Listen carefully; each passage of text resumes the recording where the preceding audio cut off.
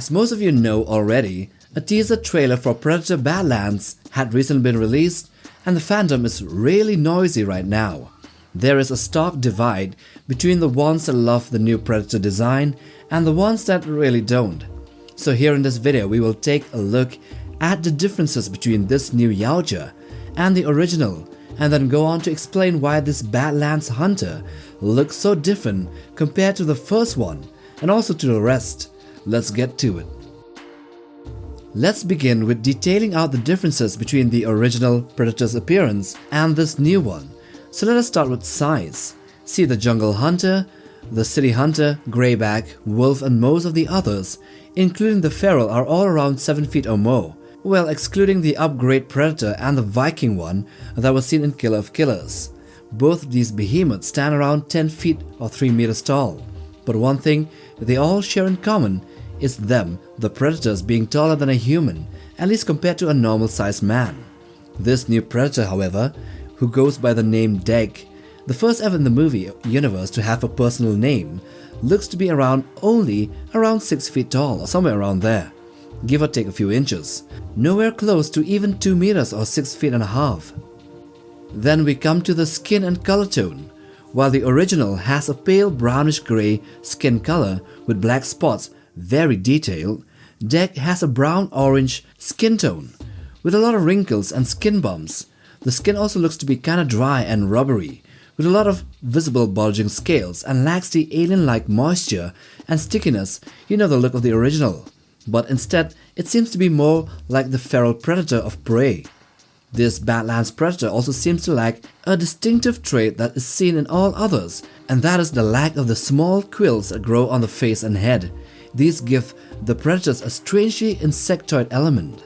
However, instead of these, Deg seems to have a more expressive look, which would make sense as he would be the main character, and his facial expressions would be key in conveying his thoughts and emotions to the viewers.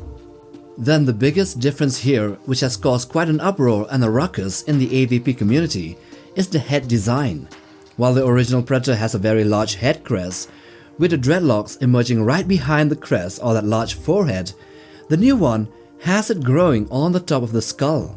This is actually a trait that is like very basic to every other Predator, the ones that grows on the side, as they all follow this large forehead crest design, even the feral Predator from Prey. Deg, however, has an abnormally small forehead and a very underdeveloped head crest, if you could call it that. This means that his dreadlocks also begin to emerge in a different place, right at the center of the head, on top, just above his forehead, forming what looks to be like a widow's peak, and then flows backwards. This, I think, is done to allow him to express more, and in turn makes him look more human-like, and as a consequence, he will look less Yautja, which is honestly, I would say, a poor move, at least design-wise, but I think there's gonna be some justification, as we will explain later in this video. Now, why does the new Predator look so different? At first glance, I and many others thought that the new Predator might be a different type or one that belongs to a different subspecies.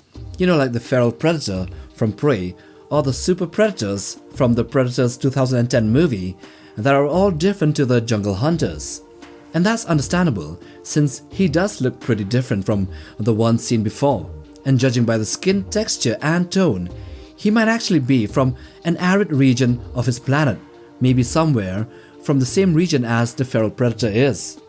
Lore-wise, while that may hold some truth, Dan Trachtenberg actually confirmed in an interview with Bloody Disgusting as to the real reason why he looks the way he does. So, some wondered if Deg was similar to the fugitive Predator from the 2018 movie, who had human DNA mixed into his genetics, so maybe Deg had been hybridized too, and that's why he looked so different, so off, or why he seemed to be a bit more like a good guy now. Others even joke that maybe Deg was a female, or that this was some sort of forced diversity move, but thankfully, none of that is true. So the real reason why Deg looks so different is cause he is young, and not just young, but the run of the litter, so to say, which means that he is the smallest, probably the weakest, and thus considered a bit of an oddball amongst his own kind, In fact, in the trailer when you see him fighting a much bigger predator, that's actually his older brother, and it's a training scene, not a real fight to the death. This would be like the coming of age story for the predator, but instead of a high school musical, you'll get an alien planet and a lot of killing. For the uninitiated, you should know that the lifestyle of these Yautja species, the predators, isn't fun and games, nor is it about equality or equity. Their lives always revolve around a strict code of honor and the hunt, one that was laid out and spelled out by their ancients in the distant past, one that is hard to follow and has led to many bad bloods or rebels to break off. Their lifestyle is also about hunting down the most dangerous creatures in the galaxy, and at the end of the day, having a badass trophy room full of skulls. Also, it could be that Dek is yet an unblooded Yautja that has been bullied a lot and discriminated for his looks, size and appearance, which might be also due to some slight mutation in his DNA.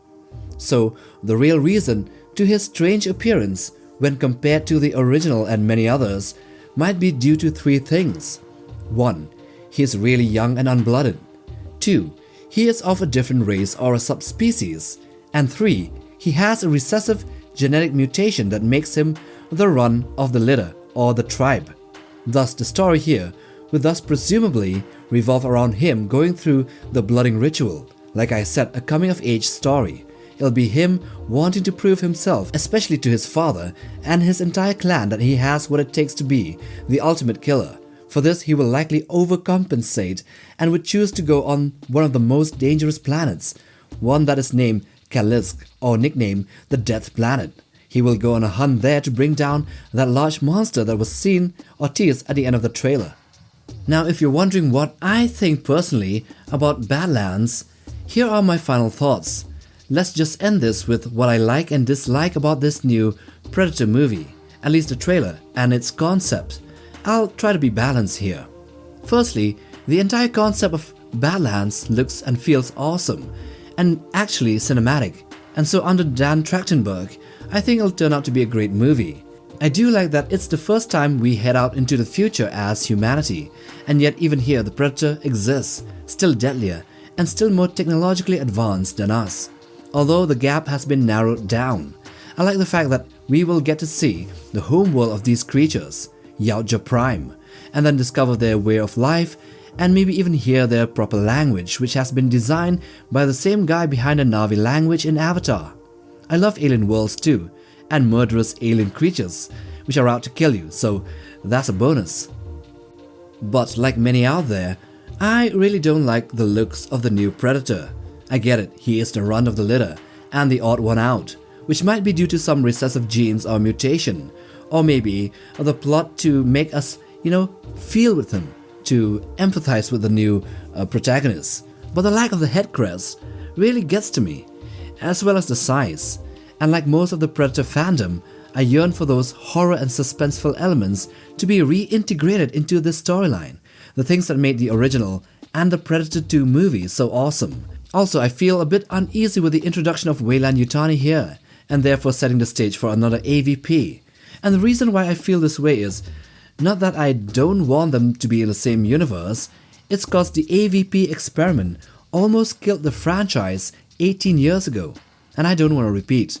They say history repeats itself like rhymes in a poem, not exactly the same sound, but somehow chiming to the tone. I'm just paraphrasing George Lucas here. What he said was shorter. And finally, Thea. As a synthetic, she gives me a neutral feeling, to be honest. I'm not quite sure. Her as an android would be acceptable, I think. I mean, it'll be more believable and better than having a girl boss physically outperforming a predator, right? And I'm not just throwing shade or misinformation here. This is actually in the interview with Dan Trachtenberg himself. He said so himself. He is very iconic. She is not. She is capable in ways that he is not. Physically, she's got a real thing that I'm so excited for you guys to see. So there you go. And with that we come to the end of it. Now if you like this video, then check this other one too. And do check out our channel for other monster content. We might have things you haven't seen before. Like, subscribe, and we'll see you guys in the next one. Take care, fam.